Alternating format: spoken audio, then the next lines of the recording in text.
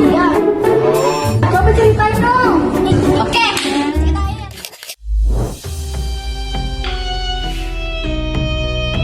Jadi, semuanya dimulai waktu bangsa Eropa mulai datang dan menguasai jalur perdagangan di Asia Tenggara. Dan di saat banyak kerajaan mulai terancam, muncul sebuah kerajaan di ujung Sumatera yang berani melawan mereka. Dan kerajaan itu adalah Kesultanan Aceh Darussalam. Kesultanan Aceh Darussalam didirikan oleh Sultan Ali bin Hayasya pada abad ke-16 sekitar tahun 1514 Masehi. Awalnya Aceh hanyalah wilayah kecil yang berkembang di kerajaan Mamluk. Namun setelah Portugis berhasil merebut Malaka pada tahun 1511, jalur perdagangan mulai dikuasai oleh bangsa Eropa yang menyebabkan kerajaan-kerajaan di daerah Sumatera merasa terancam. Itu membuat banyak para pedagang muslim mencari pelabuhan baru yang aman untuk berdagang. Aceh yang berada di wilayah posisi jalur strategis Selat Melaka kemudian berkembang dengan sangat pesat karena menjadi tempat persinggahan kapal-kapal besar dari berbagai wilayah negara. Selain memperkuat perdagangan, Sultan Ali bin Hayasya juga memperkuat pertahanan dengan membangun pasukan darat dan juga armada laut. Aceh perlahan tumbuh menjadi kerajaan Islam yang memiliki pengaruh besar di wilayah barat Nusantara. Kalau kita terpecah, Portugis akan menguasai perdagangan dan wilayah kita satu persatu. Lalu apa yang harus kita lakukan, Sultan? Aceh harus jadi wilayah kuat. Aceh harus jadi kerajaan yang Nah itu, Sultan Ali bin Hayasya mulai menyatukan wilayah-wilayah kecil seperti Dayak, Pedir, Lidi, dan Pasai agar kerajaan Aceh menjadi semakin kuat. Pesawat Sultan Ali bin Hayasya berhasil membawa Aceh menjadi kekuatan baru di Sumatera. Aceh mulai berkembang menjadi pusat perdagangan Landa dan dikenal sebagai kerajaan besar di Nusantara. Ibu kota Aceh berada di Bandar Aceh Darussalam yang menjadi pusat pemerintahan dan perdagangan internasional.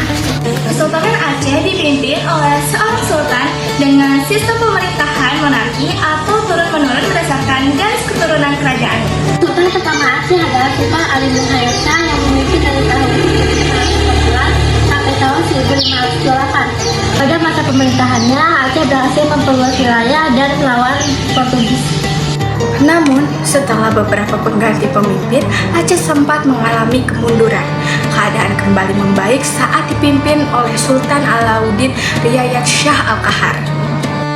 Beliau memperbaiki sistem pemerintahan dan memperluas wilayah Aceh hingga berhasil menaklukkan kerajaan Arab.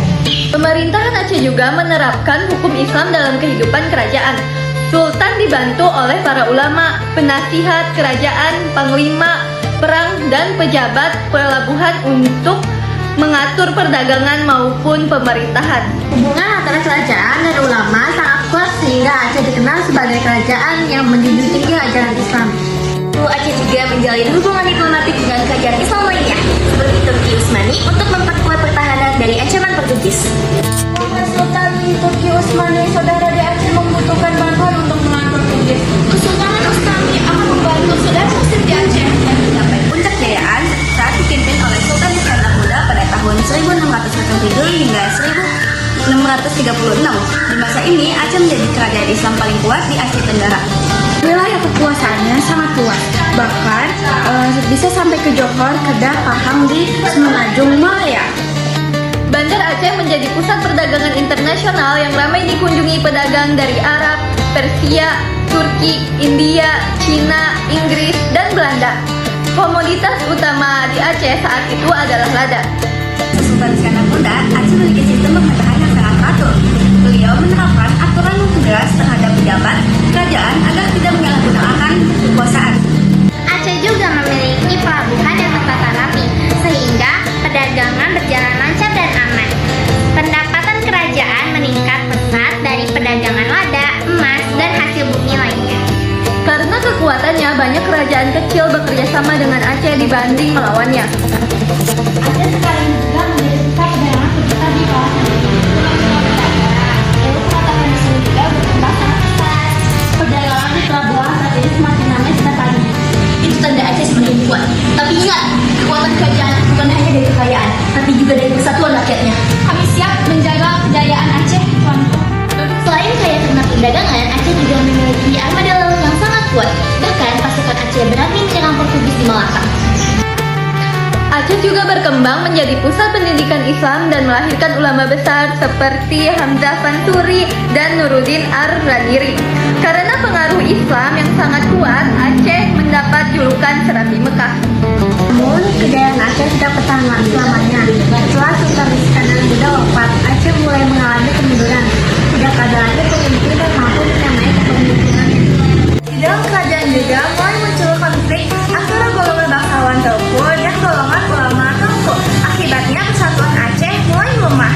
Kekuasaan kerajaan harus tetap di tangan bangsawan. Kalau rakyat dan ulama diabaikan, Aceh akan hancur. Dengan politik di dalam kerajaan membuat pemerintahan menjadi tidak stabil. Beberapa wilayah mulai melepaskan diri dan tidak lagi tunduk kepada Aceh. Di sisi lain, bangsa Eropa terus memperkuat kekuasaannya di jalur perdagangan internasional. Hal itu membuat posisi Aceh semakin terdesak baik secara ekonomi maupun militer. Ekonomi Aceh juga mulai menurun. Wilayah penghasil lada dan emas mulai lepas. Sementara itu, Belanda dan Inggris mulai menguasai jalur perdagangan di Selat Malaka dan akhirnya Belanda mulai menyerang Aceh secara besar-besaran. Pada tahun 1873 terjadi Perang Aceh. Perang ini menjadi salah satu perang terberat dan terlama yang pernah dihadapi oleh Belanda. Pada serangan pertama, Belanda malah kalah dan Jenderal Kondek tewas. Namun, Belanda kembali menyerang dan berhasil merebut ibu kota Aceh. Walaupun begitu, rakyat Aceh tetap melawan lewat perang gerilya di hutan dan juga pegunungan. Perang Aceh berlangsung dengan sangat lama, bahkan sampai puluhan tahun. Belanda mengalami kerugian besar karena rakyat Aceh terus melakukan perlawanan tanpa menyerah. Bukan hanya para pejuang laki-laki, perempuan Aceh pun juga ikut turun berjuang melawan penjajah. Salah satu tokoh perempuan yang terkenal adalah Cut Nyak yang terus memimpin perlawanan setelah suaminya gugur. Kita mungkin kehilangan istana, tapi kita tidak akan menyerahkan Aceh. Allahu Akbar! Allahu Akbar! Selama tanah Aceh masih berada, kami akan terus melawan. Jangan takut pada penjajah. Lebih baik gugur dalam perjuangan daripada hidup dijajah. Belanda juga memakai cara licik lewat snow yang menyamak untuk mempelajari kelemahan rakyat Aceh. Belanda juga membentuk pasukan khusus bernama Maus untuk memburu pejuang Aceh. Pada tahun 1899, Tuku Umar gugur dalam perang. Lalu pada tahun 1903, Sultan Muhammad Daud Shah menyerah setelah keluarganya ditangkap oleh Belanda. Setahun kemudian, Kesultanan Aceh resmi runtuh. Walaupun kerajaannya runtuh, peninggalan Kesultanan Aceh masih bisa kita lihat sampai sekarang. Salah satunya adalah Masjid Raya Baitur Rahman yang menjadi simbol kebanggaan Aceh. Juga makam Sultan Iskandar Muda, uang dirham, taman sari gunungan, dan merlam meriam kerajaan. Tidak hanya bangunan dan benda bersejarah, Aceh juga mewariskan budaya Islam yang masih kuat hingga sekarang. Tradisi pendidikan pesantren, seni ukir Aceh, hingga nilai religius masyarakat menjadi bagian penting dari warisan Kesultanan Aceh Darussalam. Semua peninggalan itu mengingatkan kita bahwa Aceh pernah menjadi pusat peradaban Islam yang maju di Nusantara. Jadi gitu ceritanya. Gila, ternyata perjuangan Aceh segitunya ya. Aceh jadi salah satu kerajaan Indonesia. Ngapain kalian menurut gua sih mereka suka apa? Berarti Aceh bukan tentang kerajaan ya, tapi tentang perjuangan juga. Contohnya, yang pertama, perdagangan internasional. Dulu, Kesultanan Aceh menjadi pusat perdagangan di Selat Malaka dan banyak bekerja sama dengan pedagang asing. Sekarang, Indonesia juga melakukan perdagangan internasional dengan banyak negara untuk meningkatkan ekonomi. Penyebaran agama Islam Kesultanan Aceh berperan besar dalam penyebaran Islam di Nusantara. Sampai sekarang, Aceh masih dikenal sebagai daerah yang kuat dalam budaya dan syariat Islam. Pendidikan dari ilmu pengetahuan pada masa Aceh, banyak ulama dan pusat pembelajaran Islam berkembang. Sekarang, pendidikan agama dan pesantren masih berkembang di Aceh maupun Indonesia. Perlawanan terhadap penjajah. Aceh terkenal gigih melawan Portugis dan Belanda. Nilai perjuangan dan nasionalisme itu masih diterapkan sekarang dalam menjaga persatuan dan kedaulatan negara. Budaya dan adat. Budaya Aceh seperti tari, bahasa, pakaian adat, dan tradisi masih dilestarikan hingga sekarang sebagai identitas daerah dan budaya Indonesia.